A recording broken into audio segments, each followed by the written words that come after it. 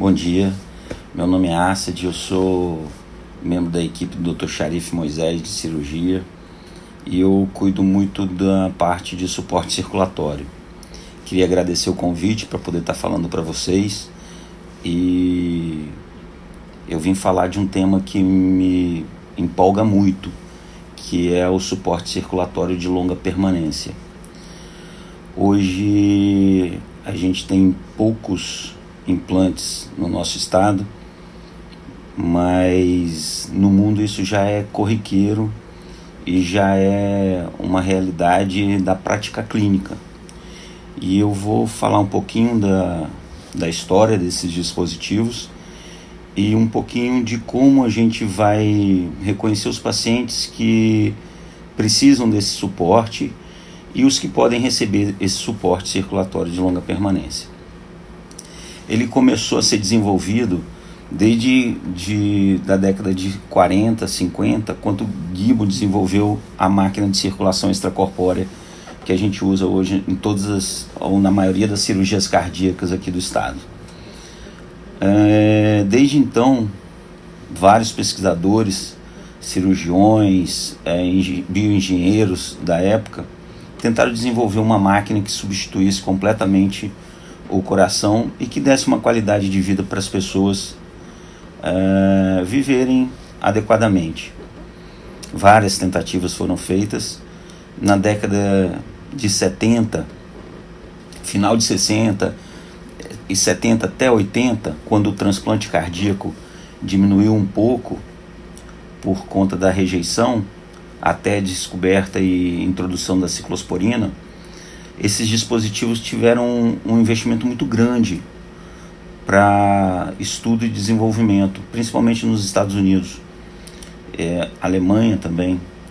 E isso transformou esses dispositivos em ideias de maluco, em dispositivos que realmente poderiam ser testados em pessoas.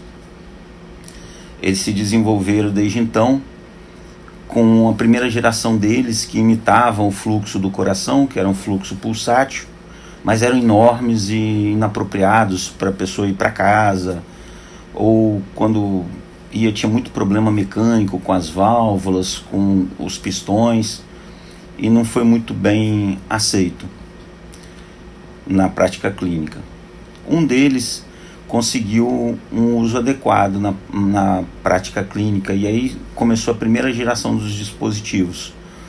Esse dispositivo, ele era grande, precisava do implante abdominal, era implantado em pacientes muito graves e tinha uma sobrevida em um ano em torno de 60%.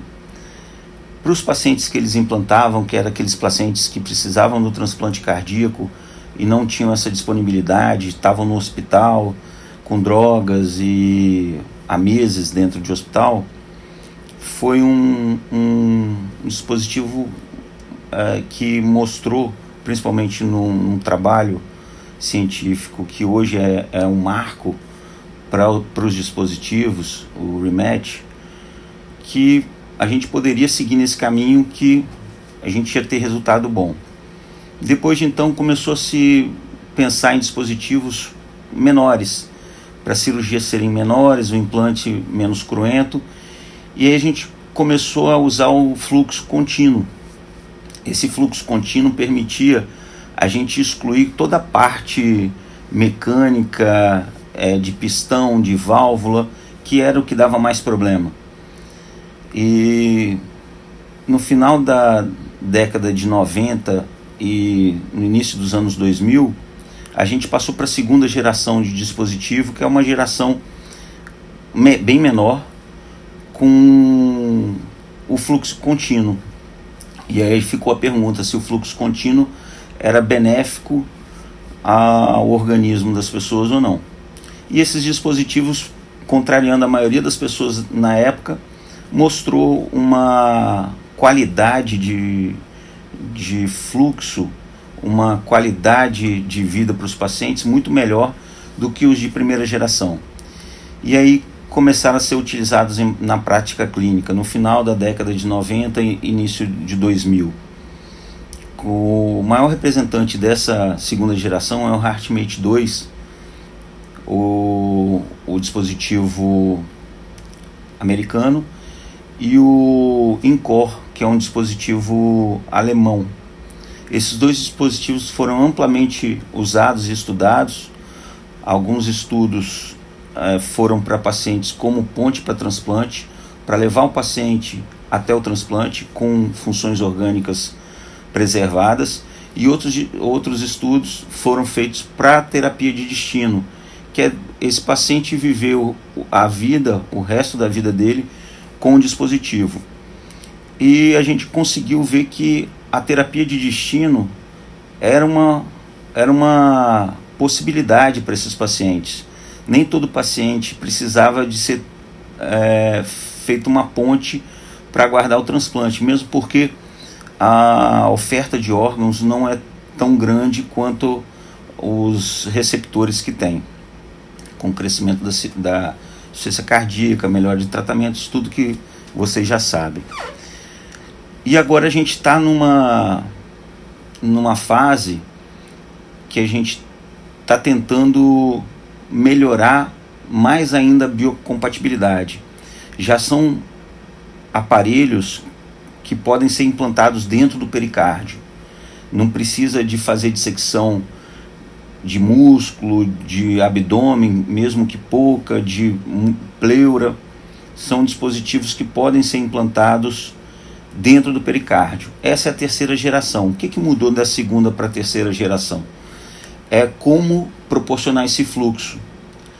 O fluxo pulsátil, o fluxo contínuo da segunda geração era através de um rotor axial.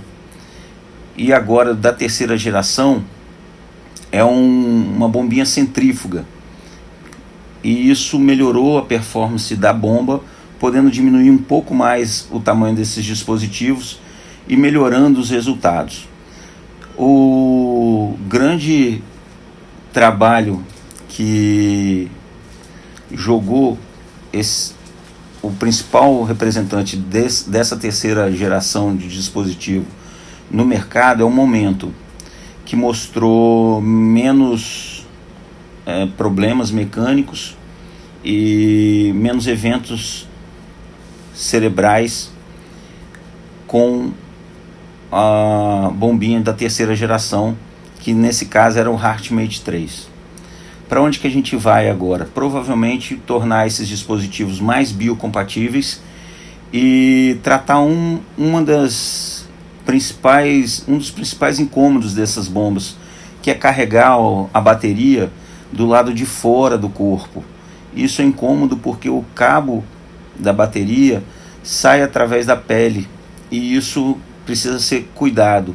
E a maioria das vezes que tem problemas, essas bombas hoje em dia, é por infecção local ali. Então, para onde está indo o trabalho agora? O esforço dos pesquisadores e da indústria é desenvolver uma bateria que seja recarregável dentro do corpo. Na verdade, já está desenvolvida, é tornar isso real na prática clínica e compatibilizar mais ainda o dispositivo com o corpo, para diminuir as complicações na célula sanguínea a longo prazo. E isso está sendo feito retomando o princípio lá da primeira geração, que é pensando em compatibilizar o fluxo pulsátil sendo gerado por essas bombinhas.